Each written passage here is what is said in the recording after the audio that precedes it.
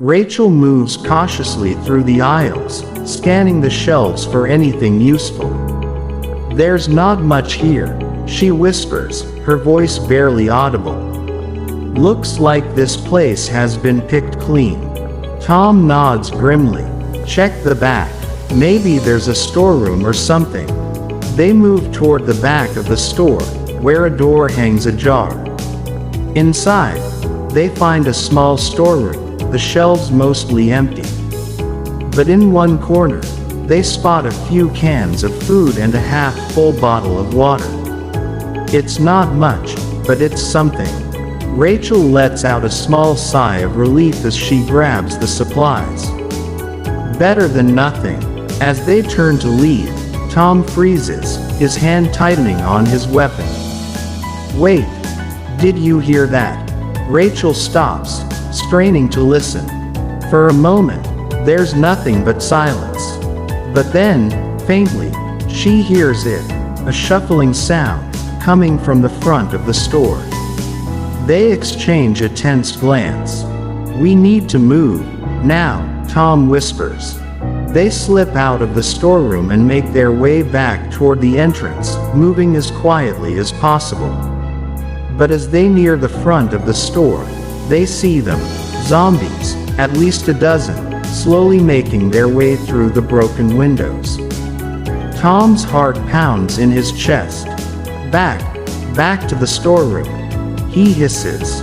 They retreat, slipping back into the small room and quietly closing the door behind them. They can hear the zombies shuffling around outside, their low moans filling the air. "We're trapped," Rachel whispers, her voice shaking. "What do we do?" Tom's mind races, trying to think of a way out. The storeroom has no other exit, and the only way out is through the front of the store, now swarming with the undead.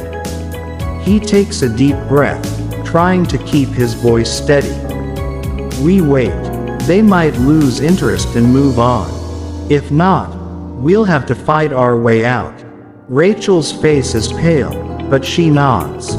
They both know the odds aren't in their favor, but there's no other option. The minutes drag on, each one an eternity as they listen to the sounds of the zombies outside. Tom grips his weapon tightly, his knuckles white. Every instinct screams at him to fight, to survive, but he knows that a single mistake could cost them their lives. Finally, after what feels like hours, the sounds outside begin to fade. The zombies, having found nothing of interest, slowly shamble away, their moans growing distant. Tom waits a few more minutes to be sure, then slowly cracks the door open. The store is empty, the zombies gone. He lets out a breath he didn't realize he was holding. "Let's go." Quietly, they slip out of the storeroom and make their way back to the street, moving quickly and quietly. When they reach the rendezvous point, they find the others already there, their faces reflecting the same mix of fear and relief. David and Sarah managed to find some water and a few medical supplies, while Emma and Mark brought back a small stash of canned food from an abandoned house. It's not much, but it's enough to keep them going for a little while longer. Tom quickly assesses the situation. "We need to get out of here before they come back. Let's move." The group makes their way out of the town, sticking to the shadows and moving as quickly as they can. As they leave the town behind, they all share the same thought: how far they have to go, how much they have to endure, and what sacrifices they might have to make to survive. As they push through the forest, the weight of their situation presses down on them. Every step feels heavier, every breath more labored. The supplies they manage to gather are meager, and the town they left behind haunts them, a reminder of how close they came to losing everything. The next few days pass in a blur of exhaustion and tension. The group is constantly on the move, unable to stay in one place for too long. The little food and water they manage to find is rationed carefully, each sip and bite a precious commodity. But it's not enough. Hunger gnaws at their bellies, and thirst parches their throats. They're all running on fumes, their bodies weakening as the days drag on. But it's not just the physical toll that wears them down. The mental and emotional strain is even worse. The constant fear, the uncertainty, the unrelenting pressure to survive, it's all too much. Tempers flare, and arguments break out more frequently.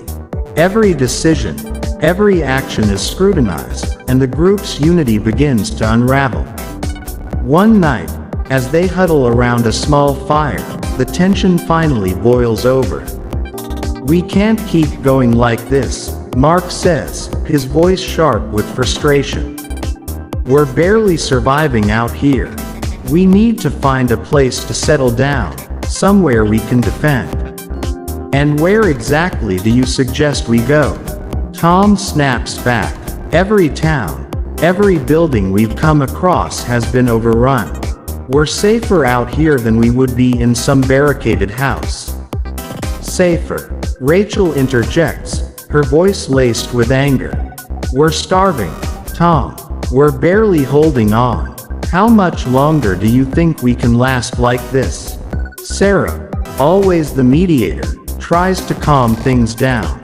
"We're all tired and scared, but we need to stick together.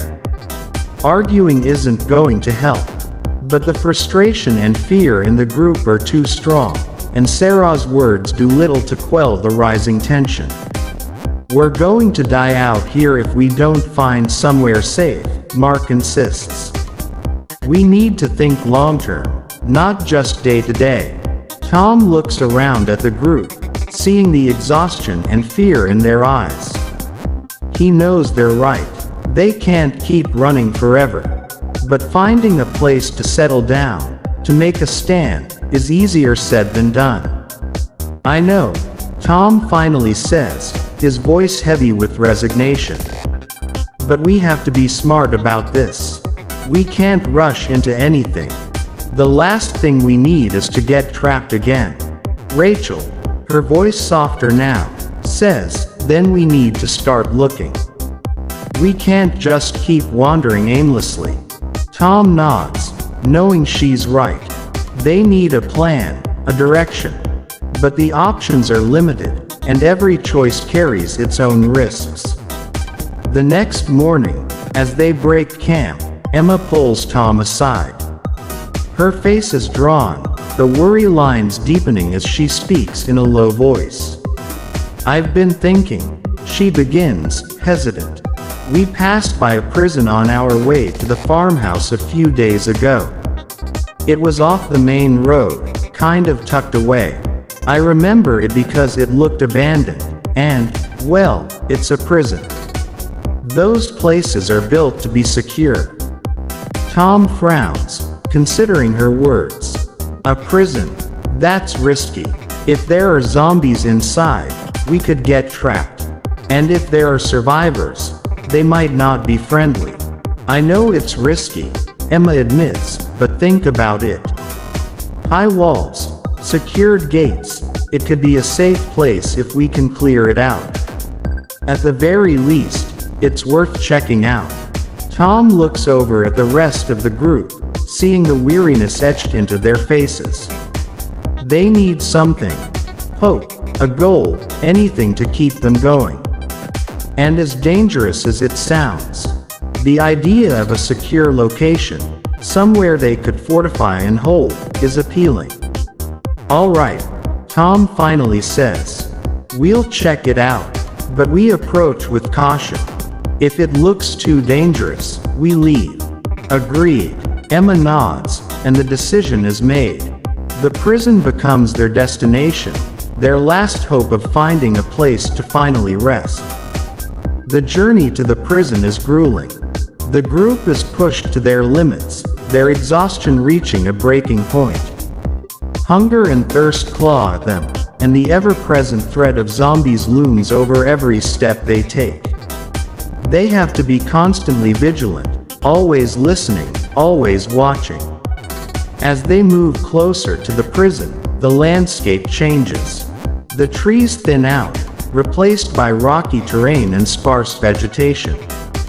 The air grows colder, the sky overcast with the promise of rain. The sense of isolation deepens, the world around them becoming more desolate, more dead.